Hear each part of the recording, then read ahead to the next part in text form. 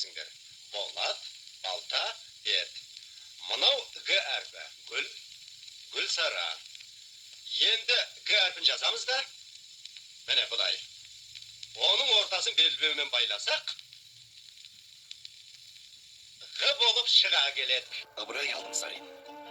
Қазақтың аса көрнекті ағартушысы, жаңашыл педагог. Өзі әрі ақын, әрі жазушы, әрі этнограф, фольклоршы, әрі аудармашы және публицист.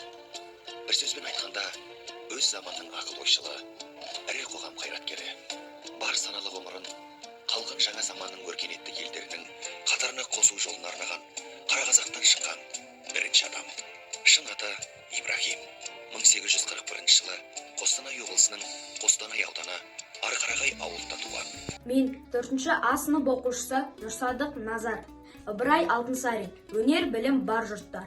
Өнер білім бар жұрттар. Тастан сарай салғызды. Айшылы қалыс жерлерден көзіңді ашып жұмғанша жылдам хабар алғызды. Аты жоқ құр арбаны 1000 шақырым жерлерге күн жарымда барғызды. Адамды құстай ұшырды.